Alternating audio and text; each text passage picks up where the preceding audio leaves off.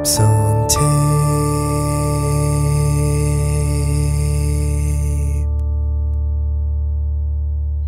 Hello, and thank you for joining us for Apes on Tape's Sound Excited podcast. This is episode number 6.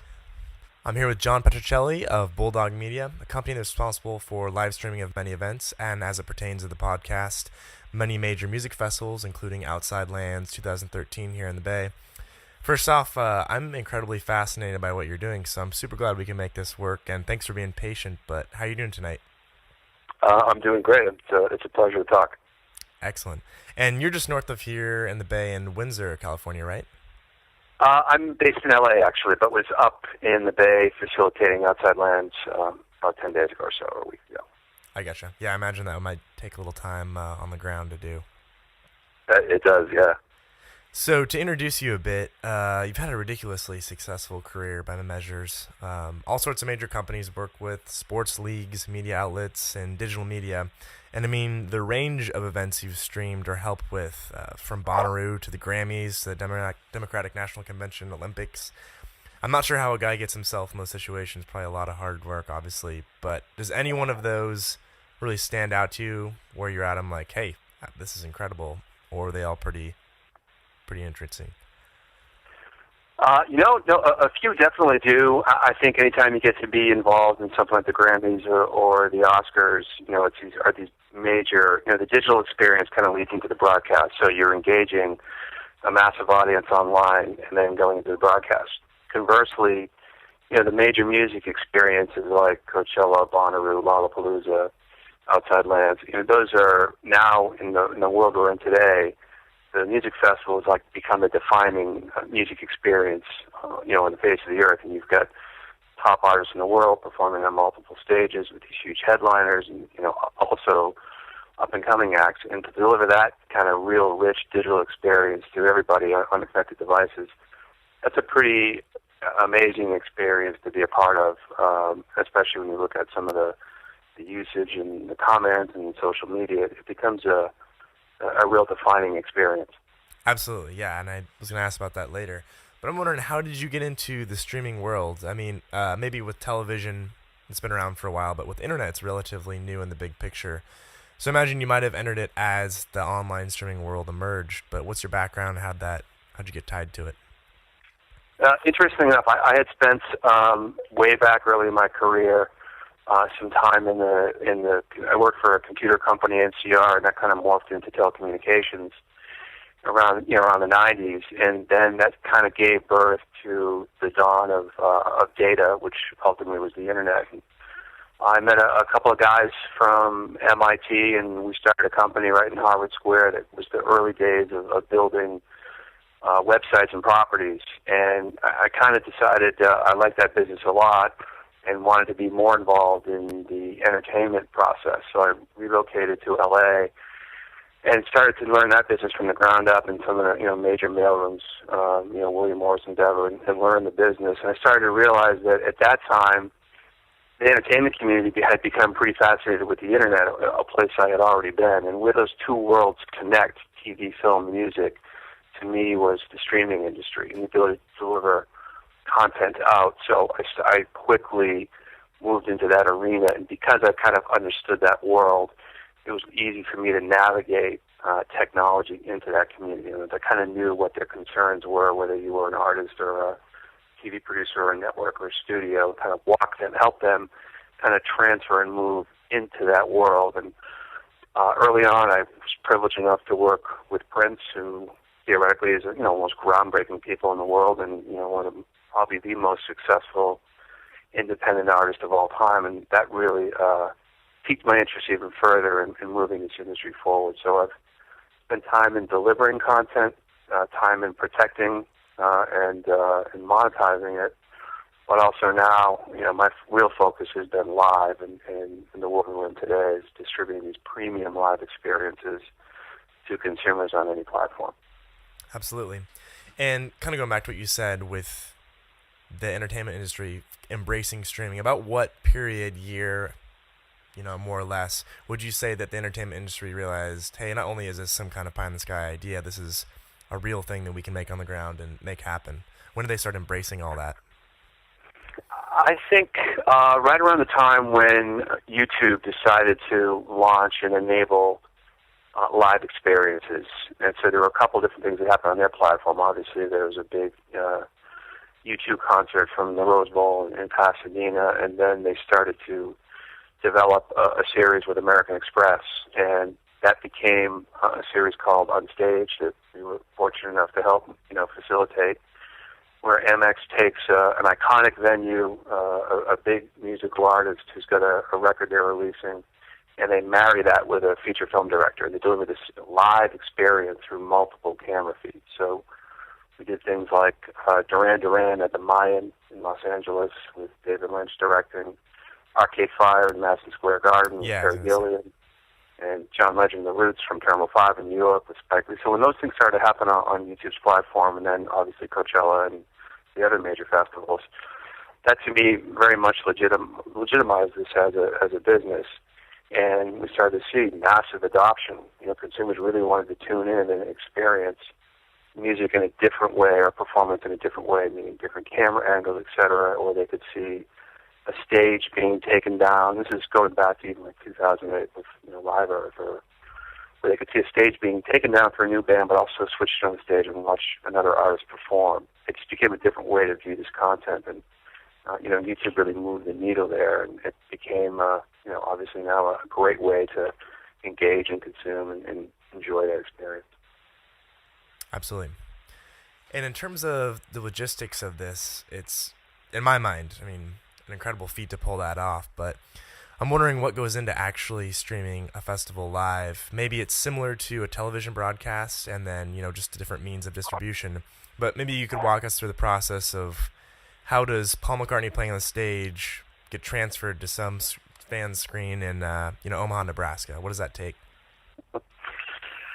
It's a significant undertaking. Our approach has always been we want to create a broadcast experience no matter what platform you're on, whether you're on an iPhone, a desktop, a PC, Mac, Android, connected TV, or a gaming console. So the production teams are, Grammy-winning teams of people that understand the nuances of live television, but also how that translates into the digital arena and the internet.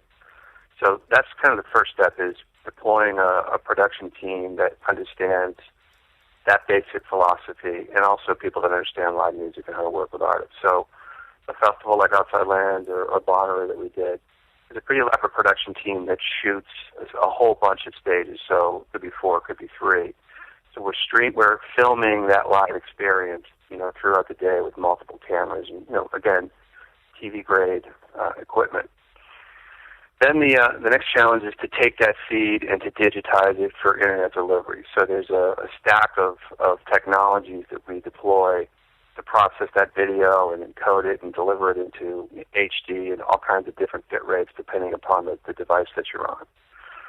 And then on the user side, you have to develop a video player that shows multiple channels of video. So I can change between Paul McCartney's performance and go watch Vampire Weekend, and when that's finished, toggle back and watch the Red Hot Chili Peppers. And even beyond that, there's a series of optimization tools you want to bring into market. So the ability to kind of curate, moderate, and deliver the text and the tweets, et cetera, around the experience. That's a whole set of tools as well. And then things like a photo wall where people both at the venue and people at home are uploading photos. So it's a very unified experience. So essentially you take the video experience, the technical processing, the movement of the video, and then it's rendered out to all those different device profiles and all those different kind of connected devices that consumers are on today. As you said, from the consumer point of view, it's always a seamless experience, which I think masks the difficulty of it. One thing that I've been chewing on, so I've been to, I don't know the exact count, but been fortunate to cover dozens of music festivals, but still get bummed out when I miss certain ones, Coachella or whatnot. But there's been this huge development in the past few years to have the ability to watch them remotely, and I love that.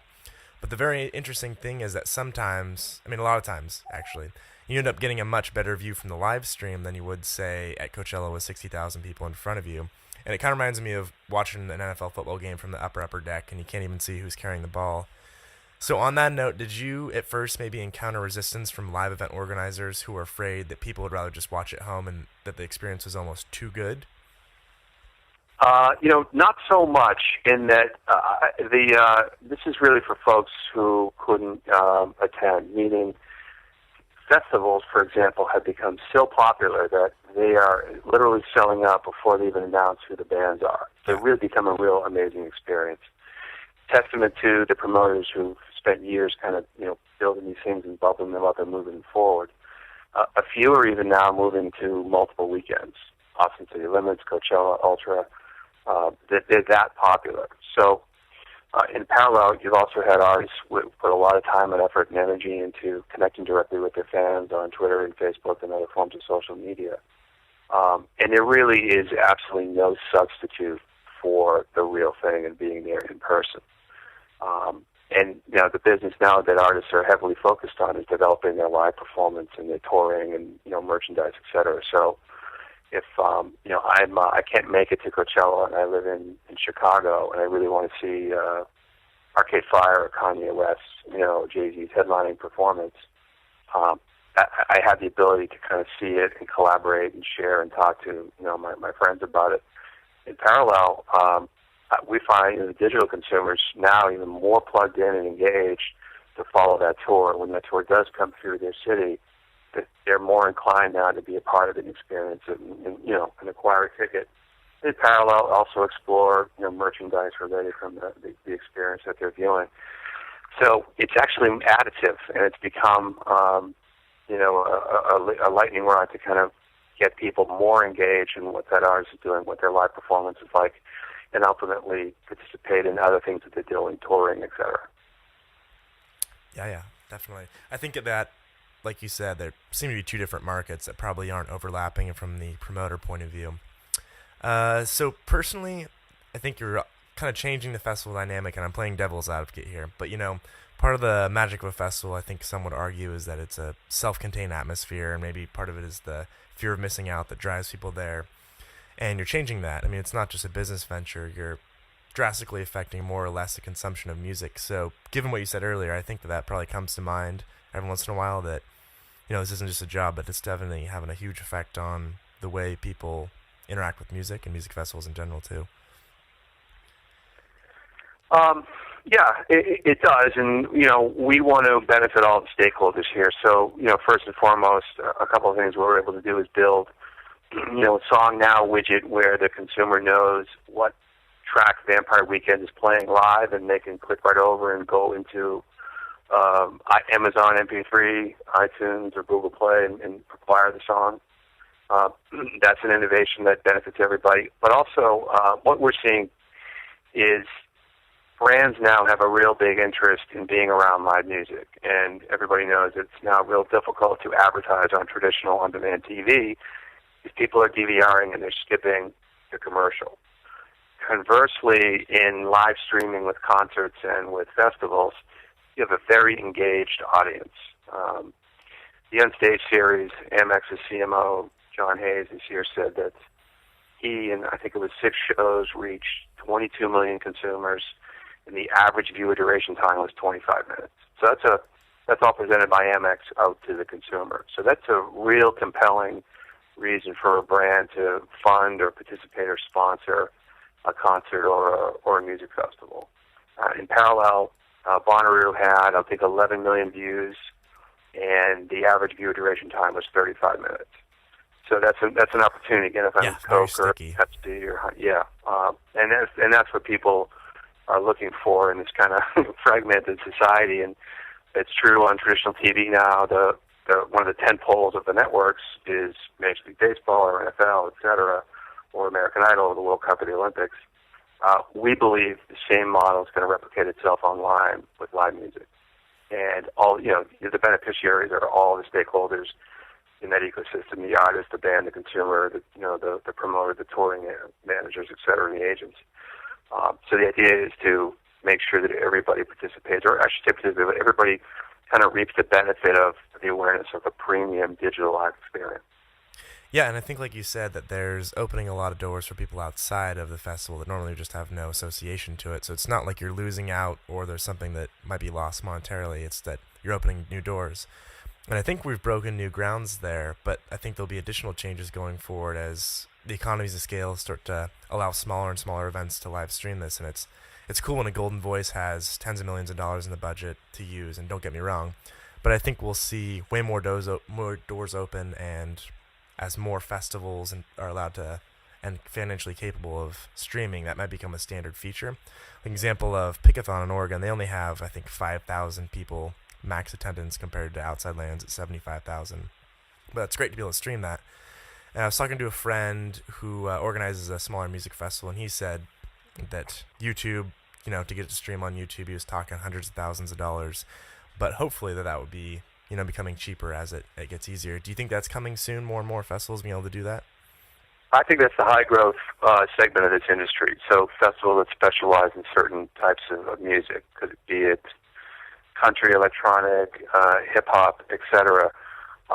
Those are, I think, have, in our world, it's two types of followings. The big, massive, popular following and then kind of the niche audience. The niche audience is a very powerful viewer, if you will. So there's also the opportunity you can charge for these experiences. I think that's a developing market that may be more applicable to the niche industry. But the ability to kind of turn on, the next tier or a couple tiers below those music experiences, they don't necessarily require a great deal of cost or a big brand to underwrite it. But we have dialogue around the clock with brands and agencies and potential sponsors, and some of them are saying, "Hey, I'm interested in a series of festivals or a series of concerts, and I want to make my money go a little further." So maybe it's the Hyundai monthly independent or indie artist concert series that they can kind of build a campaign around.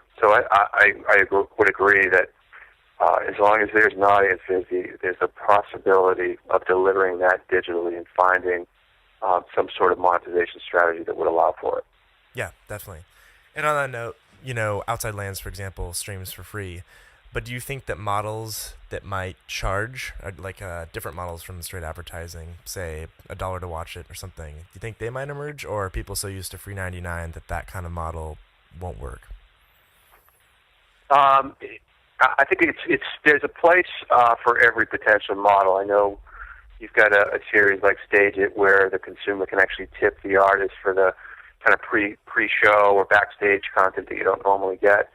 That's a model that potentially could evolve into a bigger offering. Promoted advertising-based stuff, single sponsor. I've done projects where, for instance, there was a Spike Video Game Awards where Burger King had 3 different live feeds coming, and they actually married a particular product against a camera feed. So camera feed 1 presented by the King's Choice, camera feed 2 by the Whopper. So you also open up different ways for the people funding this to participate in it.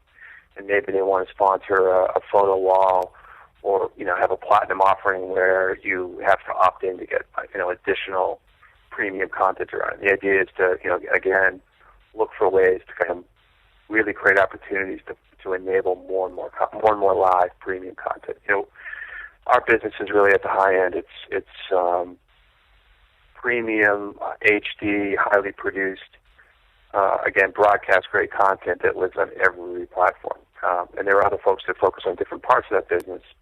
But our role is how do we want to find a path to monetization in any way that we can. And it's really, we're enablers, but it's up to the content owners and the artists on how they want to monetize or how they want to put this forward. And maybe it's a marketing exercise. Maybe somebody just wants to promote a product and they want to attach themselves to a music experience.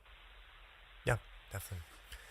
So to round this out, I'm curious, as a guy who's involved with obviously a number of major festivals, I imagine you've seen some great shows. Are there any particular live shows you've seen recently, Outside Lands or otherwise, that have struck a chord with you? Paul McCartney's performance was just, to me, I see it, I've worked at AEG and I live in LA, I see a lot of live music.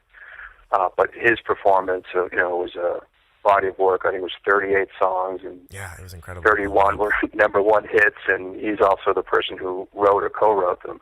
So to see that kind of, have that kind of experience, and everybody in the audience, whether they were 15 or 55, knew every word to everything that he performed, really interesting, different experience. The other thing that struck me was the real, almost it was like a movie watching the Nine Inch Nails performance and how that kind of evolves over time and what that's like. So those two really stood out, and I think at Bonnaroo, to see the energy of the crowd behind a Kendrick Lamar performance, or Macklemore and Ryan Lewis, you see how those artists really connect to kind of a young, growing, excited audience. So the kind of spectrum of those 3 or 4 experiences were pretty interesting, and I thought they all translated really well digitally too. I was just going to say at the end of that, yeah, it's interesting that you had those experiences, but how many other people, because of digital streaming, had some sort of auxiliary experience of that too.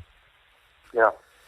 Well, John, thank you very much for joining us. Much appreciated. Again, this Bulldog Media, I'm sure that you will see events that you love in the future broadcasted by them. Have a great night, and thanks again. I appreciate it very much. Thank you.